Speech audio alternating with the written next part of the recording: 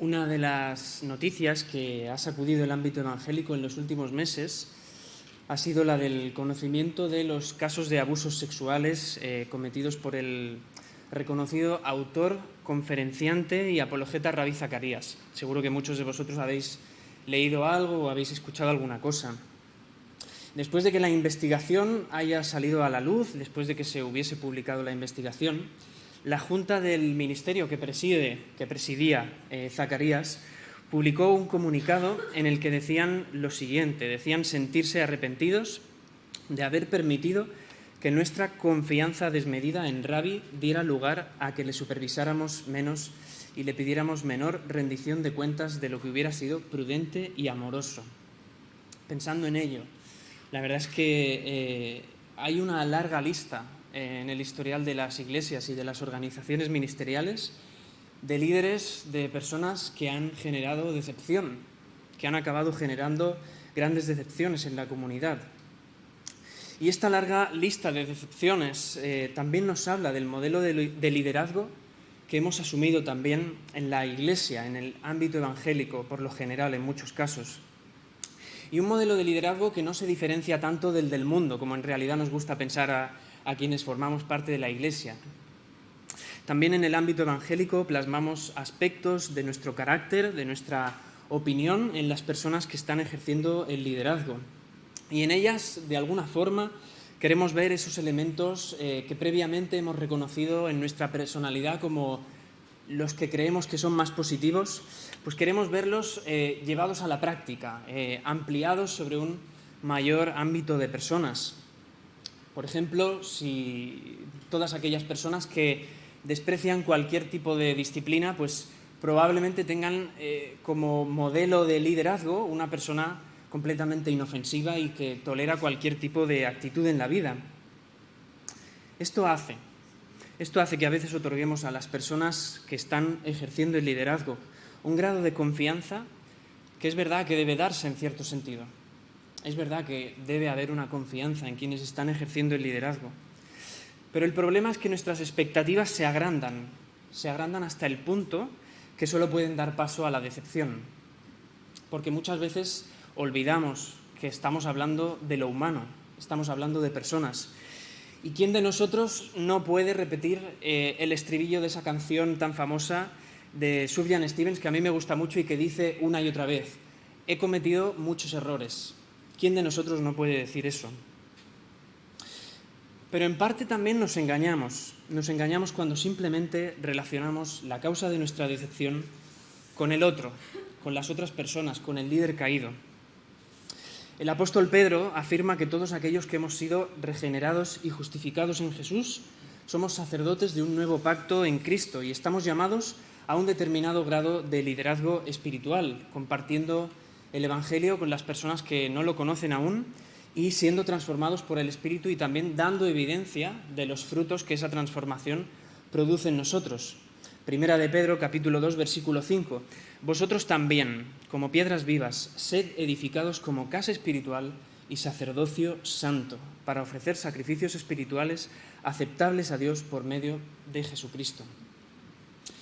Así que podemos considerar que es ingenuo quedarnos en esa afirmación principal de que son los otros, de que es el prójimo, de que es la persona que está ejerciendo el liderazgo en un sentido especial, quienes decepcionan nuestras expectativas cuando no las vemos cumplidas.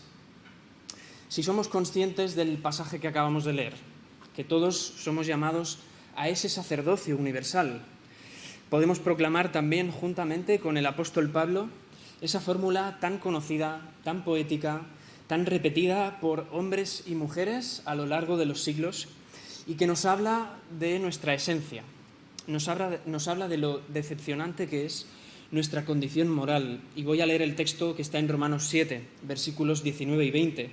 Porque no hago el bien que quiero, sino el mal que no quiero, eso hago. Y si hago lo que no quiero, ya no lo hago yo, sino el pecado que mora en mí. Así es como describe el apóstol Pablo lo decepcionante que llega a ser nuestra condición moral. Hace tiempo en una predicación, haciendo una referencia a las formas en las que la idolatría se manifiesta en nuestro contexto contemporáneo, os compartía que en realidad probablemente para muchos de nosotros nuestra mayor tentación idólatra seamos cada uno, ¿no? Seamos uno mismo. Y os decía que yo soy mi mayor idolatría en realidad. Pues ahora también quiero deciros que yo soy mi mayor decepción. Nadie me ha decepcionado en la vida tanto como yo mismo. Y creo que esto es algo que podemos decir cada uno de nosotros, siendo honestos en parte. Somos nuestra mayor decepción. El texto en el que vamos a meditar esta mañana tiene que ver precisamente con esto. Tiene que ver con el dolor que genera la decepción de experimentar algo como es un liderazgo caído, un liderazgo fraudulento, un liderazgo fallido. Pero también habla sobre el desajuste de nuestras expectativas respecto a nuestros semejantes, respecto a las otras personas, y también el desajuste de nuestras expectativas respecto a nuestra propia forma de juzgarlo todo, respecto a nuestra propia forma de valorar las cosas. Pero también, en el texto de esta mañana, vamos a ver la forma en la que Dios, por gracia, se ha manifestado a nosotros por medio de Jesús, el único en el que no hay ningún rastro de decepción y aquel por medio del cual Dios ya no tiene en cuenta lo decepcionantes que podemos llegar a ser. Y os invito a que leamos juntos el texto en el que vamos a estar meditando esta mañana, que se encuentra en Primera de Samuel, capítulo 16, versículos del 1 al 13. Primera de Samuel, capítulo 16, versículos del 1 al 13. Estoy utilizando la nueva versión internacional. Es un comentario por si veis que alguna palabra no es la misma. El texto dice así: El Señor dijo a Samuel: ¿Cuánto tiempo vas a quedarte llorando por Saúl si ya lo he rechazado como rey de Israel? Mejor llena de aceite tu cuerno y ponte en camino. Voy a enviarte a Belén, a la casa de Isaí, pues he escogido como rey a uno de sus hijos. ¿Y cómo voy a ir?, respondió Samuel. Si Saúl llega a enterarse, me matará. Lleva una ternera, dijo el Señor, y diles que vas a ofrecer al Señor un sacrificio. Invita a Isaí al sacrificio y entonces te explicaré lo que debes hacer, pues ungirás para mi servicio a quien yo te diga. Samuel hizo lo que le mandó el Señor, pero cuando llegó a Belén, los ancianos del pueblo lo recibieron con mucho temor. ¿Vienes en son de paz?, le preguntaron. Claro que sí, he venido a ofrecerle al Señor un sacrificio. Purificaos y venid conmigo para tomar parte en él. Entonces Samuel purificó a Isaí y a sus hijos y los invitó al sacrificio. Cuando llegaron, Samuel se fijó en Eliab y pensó: sin duda que este es el ungido del Señor. Pero el Señor le dijo a Samuel: no te dejes impresionar por su apariencia ni por su estatura, pues yo lo he rechazado. La gente se fija en las apariencias, pero yo me fijo en el corazón. Entonces Isaí llamó a Abinadab para presentárselo a Samuel, pero Samuel dijo: a este no lo ha escogido el Señor. Luego le presentó a Sama, y Samuel repitió: tampoco a este lo ha escogido. Isaí le presentó a 7 de sus hijos, pero Samuel le dijo: el Señor no ha escogido a ninguno de ellos. ¿Son estos todos tus hijos? Queda el más pequeño, respondió Isaí, pero está cuidando el rebaño. Manda a buscarlo, insistió Samuel, pues no podemos continuar hasta que él llegue. Isaí mandó a buscarlo y se lo trajeron. Era buen mozo, trigueño y de buena presencia. El Señor le dijo a Samuel: este es, levántate y úngelo. Samuel tomó el cuerno de aceite y ungió al joven en presencia de sus hermanos. Entonces el Espíritu del Señor vino con poder sobre David y desde ese día estuvo con él. Luego Samuel regresó a Ramá.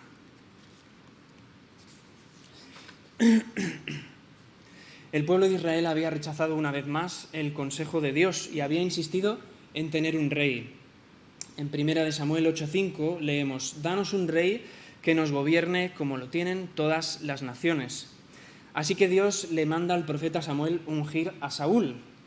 Pero este primer rey, aunque era muy religioso en apariencia, era muy religioso en las formas, ejerció un liderazgo en el que no tomó en cuenta seriamente la palabra de Dios. Así que Dios acabó rechazándolo. Y en 1 Samuel capítulo 15, versículo 35, el versículo justo antes del pasaje que hemos leído, encontramos la siguiente descripción. Y como el Señor se había arrepentido de haber hecho a Saúl rey de Israel, nunca más volvió Samuel a ver a Saúl, sino que hizo duelo por él. Para tenerlo claro en nuestras mentes y a modo de resumen, la secuencia es esta. Dios rechaza a Saúl por su desconsideración, su desobediencia en cuanto a su palabra, y le transmite el mensaje de que ha sido rechazado por el profeta Samuel. Pero este mensaje es el último que Samuel le va a transmitir a Saúl. A partir de ese mensaje no vuelven a tener relación. Samuel y Saúl no vuelven a encontrarse, no vuelven a dirigirse la palabra. Y el texto en el que meditamos en esta mañana comienza así. Encontramos a Samuel haciendo duelo, sintiendo un dolor tremendo, llorando al rey. Samuel llora a su rey. Así que de nuevo se pone de manifiesto el dolor de la decepción que causan esas expectativas desmedidas que ponemos en las otras personas y específicamente en quienes ejercen el liderazgo. Fijaos que Dios había insistido al pueblo en que no necesitaban un rey, no les era necesario, pero el pueblo se había empecinado en tener un rey y el resultado de ello es, como estamos viendo, un estrepitoso fracaso en el inicio de la línea monárquica israelita. Podemos imaginar que la situación era de gran dolor para Samuel. Podemos imaginar que quizás sentía él parte de responsabilidad porque él había ungido a Saúl. Podemos imaginar que también pensaba que junto con el rechazo de Saúl, Dios estaba rechazando también al pueblo. Al fin y al cabo, en el momento de acceder a nombrar un rey, Dios le dice a Samuel: en realidad no te han rechazado a ti, sino a mí, pues no quieren que reine sobre ellos. Y eso es lo que hacen en nosotros las expectativas desmedidas en lo humano, en las personas. Desplazan la confianza y la seguridad que simplemente corresponden a Dios y la ubican en lo que falla, la ubican en nosotros y en nuestros semejantes. En este texto vamos a encontrar referencias muy claras y muy evidentes a la obediencia, a lo importante que es para nosotros obedecer a Dios, obedecer su palabra, y no solamente lo importante, sino lo suficiente que es. Para vivir nos basta, nos es suficiente obedecer a Dios.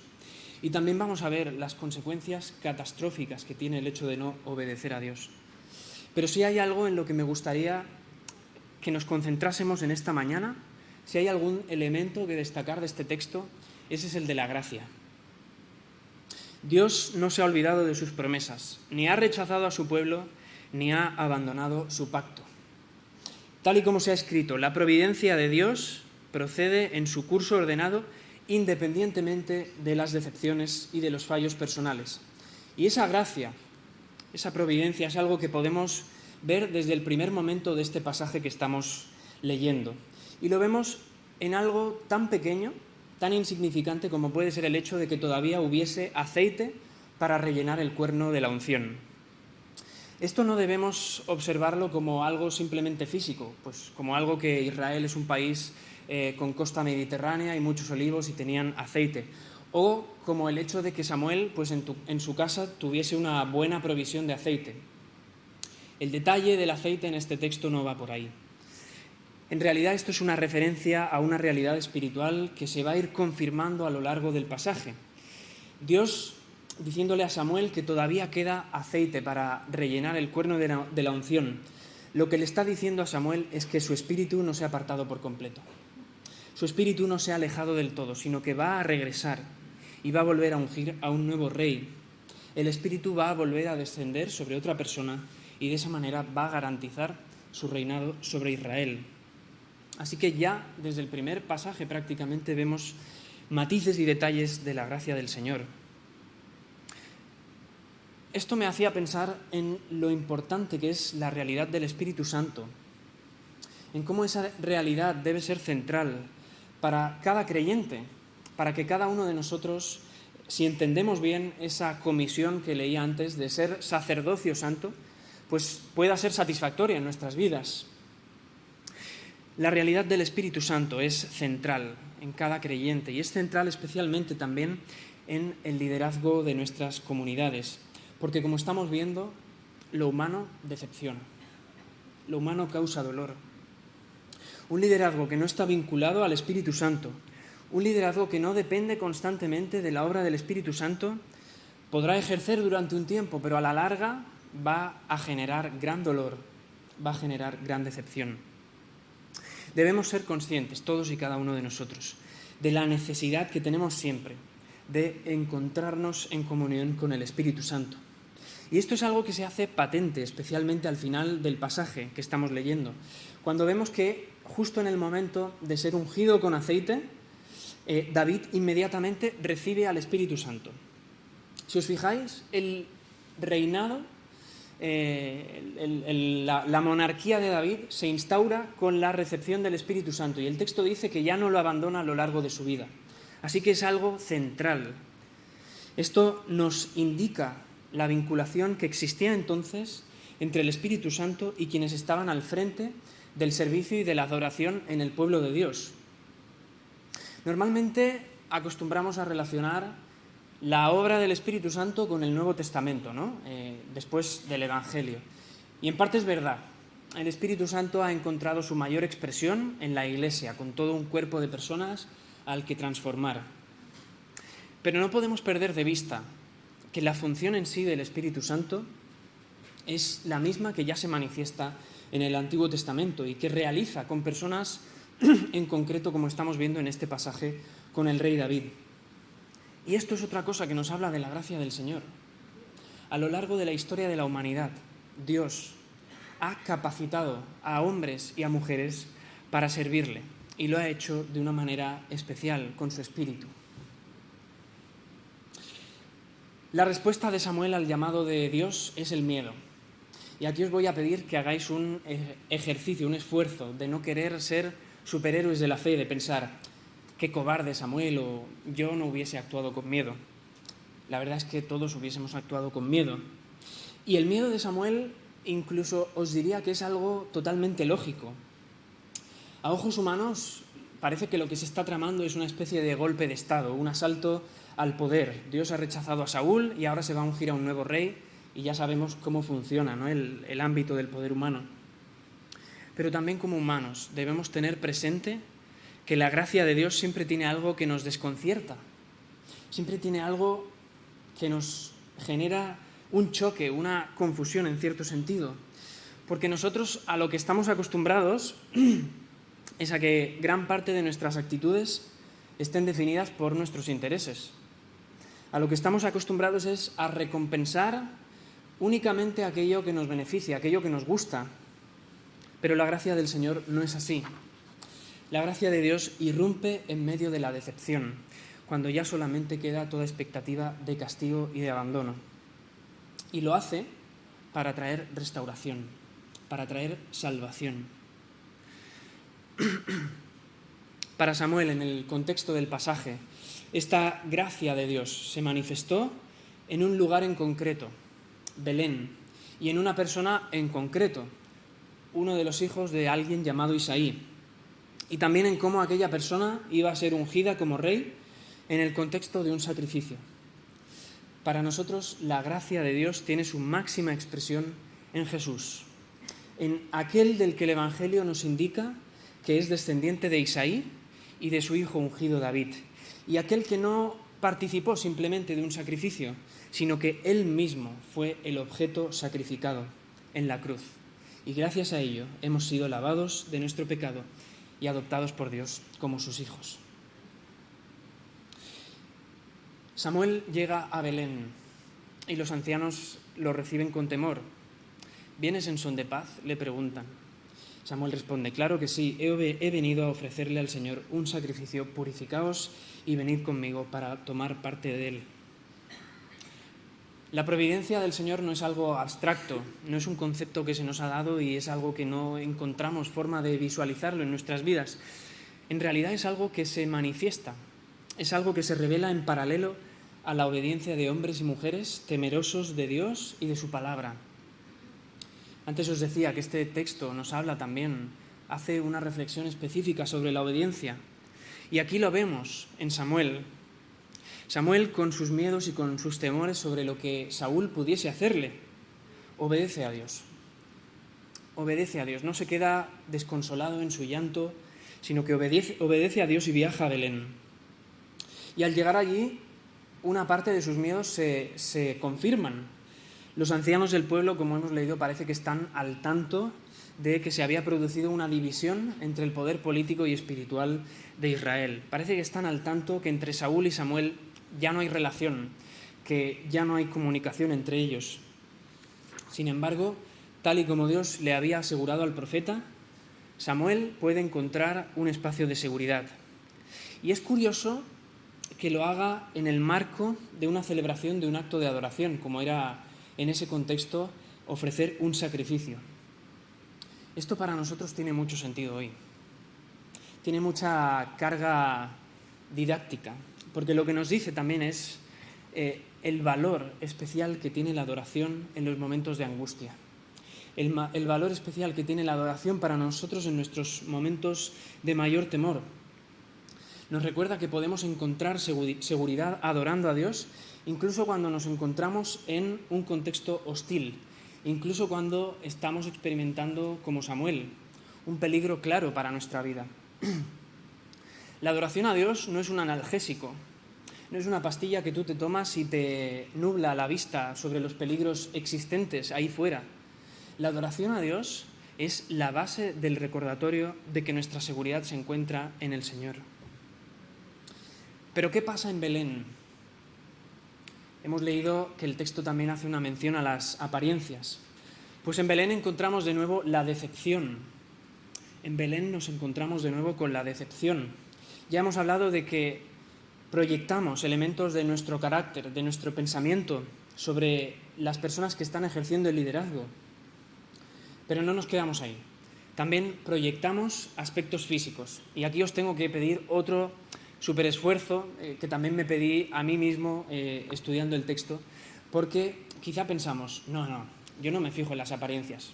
Lo siento, pero todos nos fijamos en las apariencias. También plasmamos aspectos físicos en las personas que están ejerciendo el liderazgo.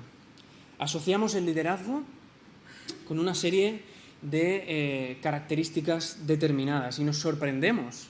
En realidad nos sorprendemos cuando encontramos a una persona que no cumple con esas expectativas y que está en una posición de liderazgo. Por ejemplo, una de las cosas que se recuerdan de Napoleón es que durante un tiempo fue uno de los hombres más poderosos y probablemente crueles de Europa. Pero ¿cuál es otra de las cosas que se recuerdan de él? Pues es que era de baja estatura, que era bajito. Y esto se recuerda cuando estás estudiando historia en el instituto y tu profesor te dice, Napoleón era bajito. Qué detalle tan insignificante, pero sin embargo lo recordamos. Hace tiempo también recuerdo haber leído en un artículo cómo los políticos, los líderes políticos y los candidatos cada vez invertían más tiempo, más dinero, más recursos en definir una imagen y vincularla a la ideología a la que representaban. De esta manera el mensaje que se transmite al votante, el mensaje que se nos transmite a nosotros es que si votas a un determinado partido tienes que esperar que el candidato de ese partido vista traje con zapatos y la corbata de un determinado color en función de tu ideología, de la ideología que votas. Y si votas al de otro partido, pues puedes esperar que vista botas de excursionista, pantalón de chándal y una camiseta con un lema reivindicativo. Pero es que en realidad hacemos lo mismo con los predicadores y las personas que están al frente sirviendo. Esperamos que cumplan una serie de parámetros físicos, que se vistan de una manera, que lleven el pelo de una forma o de otra, que tengan barba o que no la tengan. Es curioso que el texto bíblico mencione de forma concreta cuál era el aspecto físico de Saúl, el primer y fallido rey que Israel había tenido. Primera de Samuel 9:2. Quis tenía un hijo llamado Saúl, que era buen mozo y apuesto como ningún otro israelita, tan alto que los demás apenas le llegaban al hombro. Así nos describe el texto a Saúl. Así que en cierto sentido esta era la imagen que podía tener Samuel de lo que era un rey. Y esta era la imagen que también debió esperar o asociar de los hijos de Isaí. Lo vemos especialmente en el primero, en Eliab, que el texto también dice que era alto y fue probablemente el que más impresión causó en el profeta. Pero la apariencia física no había servido como garantía a Saúl. Saúl, a pesar de toda su altura, de su buena apariencia, había fracasado. Y la apariencia física tampoco nos sirve a nosotros de garantía. Es curioso que la palabra en hebreo que se utiliza en el versículo 6 del texto que estamos leyendo, para decir que Samuel vio a Eliab, es curioso que esa palabra, ese vio, sea la misma que se utiliza en el texto de 2 de Samuel 11, donde se describe el pecado que cometió el ya coronado rey David con Betsabé. Y dice: y sucedió un día, al caer la tarde, que se levantó David de su lecho y se paseaba sobre el terrado de la casa real. Y vio desde el terrado a una mujer que se estaba bañando, la cual era muy hermosa. Y ya sabemos cómo acaba este episodio de la palabra, ¿no? Con David y con Betsabé cometiendo adulterio. Es curioso también la vinculación tan estrecha que hay entre la apariencia y el pecado. Es curioso cómo la apariencia nos acaba conduciendo al pecado. En verdad, nuestras vidas están muy sometidas al aspecto de las cosas, a la percepción superficial de la realidad. En nuestro esfuerzo, en nuestro intento por conocer de una forma detallada, por asignarle un valor a las cosas, tratamos de hacerlo, pero muchas veces lo hacemos siguiendo parámetros que no son más que eso, una impresión a primera vista, una impresión visual. ¿Cuántas veces no hemos escuchado lo de amor a primera vista? Y hacemos como le pasaba a Samuel con Eliab o a David con Betsabé. Confiamos excesivamente en lo que vemos, confiamos excesivamente en nuestra percepción. Pero como decía y como enseña el texto, el problema es que esto conduce a decepción y muchas veces a pecado. Y la Iglesia no estamos exentos de ello. Ya he mencionado que plasmamos una serie de características sobre las personas que están al frente, que están ejerciendo el liderazgo. Pero es que ya en tiempos de la Iglesia primitiva, Santiago tiene que escribir con urgencia contra la acepción de personas por la apariencia. Capítulo 2 de Santiago, versículos 3 y 4. Si en vuestra congregación entra un hombre con anillo de oro y con ropa espléndida, y también un pobre con vestido andrajoso, y miráis con agrado al que trae la ropa espléndida y le decís: siéntate tú aquí en buen lugar, y decís al pobre: estate tú allí en pie o siéntate bajo mi estrado. ¿No hacéis vosotros distinciones entre vosotros mismos y venís a ser jueces con malos pensamientos? En la apariencia solamente hay engaño, decepción y pecado. La apariencia no puede servir para ordenar la Iglesia de Cristo. La apariencia no puede servirnos para relacionarnos con Cristo. Samuel tenía que aprender una lección muy importante sobre la gracia de Dios. Y juntamente con él, todos nosotros. A Dios no se le puede engañar. No hay aspecto que valga, ni tampoco una actitud de falsa espiritualidad o apariencia religiosa que pueda convencer a Dios. El texto nos dice: Dios conoce el corazón. Dios conoce lo que somos, conoce nuestra esencia y conoce lo decepcionante que es nuestra condición moral. Samuel, en su percepción superficial, trata de ungir como rey aquel que parecía serlo solamente. Pero Dios, en su elección por gracia, lo rechaza, porque tiene previsto convertir en rey al pequeño, al humilde, aquel de quien nadie tiene ninguna expectativa, pero aquel cuyo corazón es más destacado en este sentido. Y esto, una vez más, nos enseña lo fallido que llega a ser nuestra forma de juzgar las cosas y la manera en que muchas veces perdemos de vista el potencial de tantísimas personas. Incluso llegamos a perder de vista, en situaciones de conflicto, que las otras personas también son creadas a imagen y semejanza de Dios. Y es por esto, es porque nos dejamos impresionar por los indicadores erróneos, por una vestimenta, por una apariencia física, por una buena capacidad comunicativa. Me pregunto si esto no fue lo que hizo que muchos rechazasen también a Jesús. Y creo que sí. Creo que esto es lo que llevó en parte a muchos a rechazar a Jesús como el Mesías. Esperaban a alguien, a un rey, que se manifestase con un poder fulminante. Esperaban a alguien que derrotase a los romanos. Ya ves tú, los romanos fueron derrotados después. Esperaban a un rey hermoso, con atuendo real, como hemos leído, con anillo de oro. Y sin embargo, apareció un Galileo rodeado de pescadores, de recaudadores de impuestos, de rebeldes, de proscritos, de enfermos, de lisiados, de prostitutas. Y a muchos de hoy les impacta y les impide reconocer a Jesús como ese rey que necesitan en sus vidas, precisamente porque Jesús fue clavado en una cruz, fue herido, fue desangrado, fue deformado. No les casa la idea de que un rey que reina eternamente, pueda ser derrotado. Sin embargo, el profeta Isaías nos había dicho: no había en él belleza ni majestad alguna. Su aspecto no era atractivo y nada en su apariencia lo hacía deseable. Despreciado y rechazado por los hombres, varón de dolores, hecho para el sufrimiento. Todos evitaban mirarlo. Fue despreciado y no lo estimamos. Y sin embargo, en aquel dolor, en aquella sangre, en aquellas heridas, se estaba manifestando nuestra salvación. Efesios 2:13. Pero ahora en Cristo Jesús, vosotros que en otro tiempo estabais lejos, habéis sido hechos cercanos por la sangre de Cristo. Los hijos de Isaí, los 7 primeros hijos de Isaí, desfilan ante Samuel. Y Samuel le dice a Isaí: el Señor no ha escogido a ninguno de ellos. ¿Son todos estos tus hijos? Isaí le responde a Samuel: queda el más pequeño, pero está cuidando del rebaño. La gracia de Dios se manifiesta a lo largo de este pasaje, desde el principio, desde ese detalle de que todavía quedase aceite para rellenar el cuerno de la unción, hasta el momento final. Y así es también con nuestras vidas. Muchas veces tendemos a relacionar la gracia del Señor con ese momento en el que nos convertimos, con ese momento en el que identificamos que hemos recibido a Jesús en nuestra vida, hemos aceptado, hemos decidido seguir a Cristo, ¿no? Como decimos. Pero no es así. La gracia del Señor se manifiesta desde antes de que nazcamos y permanece a lo largo de nuestra vida, permanece incluso en este mismo momento.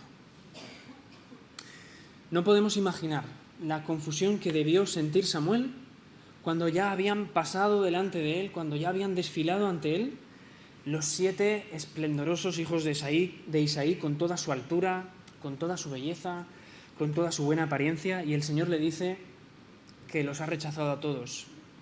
Y mucho menos podemos imaginar qué es lo que debió pensar Samuel cuando Isaí le dice que solamente le queda un hijo, la última bala, y le dice también que ese hijo es el más pequeño y que encima está cuidando del rebaño, que es un oficio pues no tan valeroso en ese contexto como puede ser el de ser guerrero, ¿no?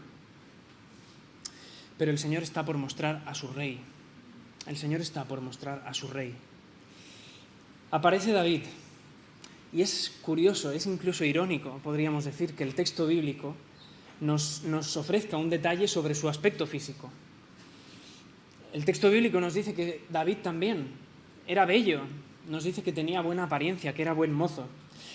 Pero el Señor, antes de eso, antes de revelarnos ese detalle, ya nos ha dejado claro que su elección no se basa en eso, sino que de él destaca su corazón, que de alguna manera es más próximo al de Dios, que de alguna manera está más predispuesto a ser transformado por el Espíritu Santo y a mostrar el fruto, la evidencia de esa transformación. Y esto era precisamente lo que el Señor le había dicho al anterior rey, a Saúl: mas ahora tu reino no será duradero. Jehová se ha buscado a un varón conforme a su corazón, al cual Jehová ha designado para que sea príncipe sobre su pueblo, por cuanto tú no has guardado lo que Jehová te mandó.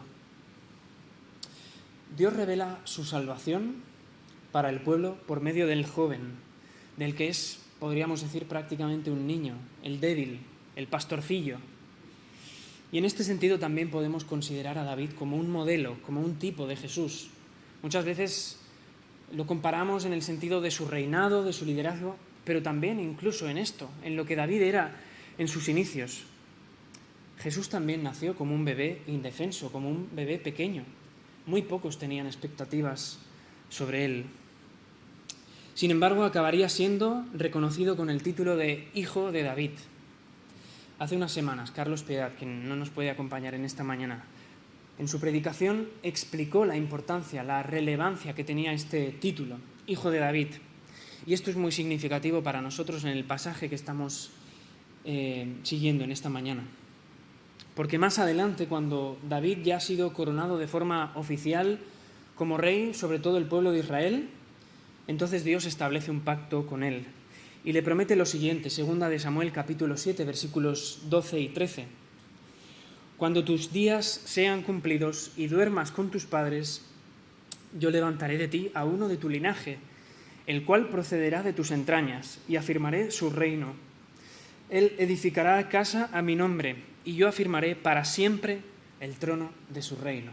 Y en el versículo 16 añade, y será afirmada tu casa y tu reino para siempre delante de tu rostro, y tu trono será estable eternamente. Eternamente. Está claro que a nivel de contexto, pues aquí debemos ver una referencia a Salomón, el hijo que David tiene con Betsabé, y el cual le sigue, es su sucesor en la línea dinástica y aquel que tiene la responsabilidad de construir el templo. Saúl había fracasado y su linaje había sido completamente apartado del trono de Israel, ¿no? Con la muerte de Jonatán y de muchos de sus otros hijos. Pero no es así con David. El Señor le asegura a David que no va a ser igual con su descendencia. Le garantiza una dinastía, le garantiza una continuidad. Pero a nivel superior debemos ver una referencia muy clara a Jesús aquí. Debemos ver una referencia clara en ese trono que va a ser estable eternamente a Cristo. Así lo entendieron los profetas. Isaías 11:1, saldrá una vara del tronco de Isaí y un vástago retoñará de sus raíces. Y así lo entendieron también los autores del Nuevo Testamento. El apóstol Pablo, en la primera predicación de su primer viaje misionero, en una ciudad que se llamaba Antioquía de Pisidia, en el capítulo 13 de Hechos, en los versículos 20 al 22, y refiriéndose a la historia del pueblo de Israel, dice lo siguiente. Dice, después, como por 450 años, Dios les dio jueces hasta el profeta Samuel. Luego pidieron rey, y Dios les dio a Saúl, hijo de Quis, varón de la tribu de Benjamín, por 40 años.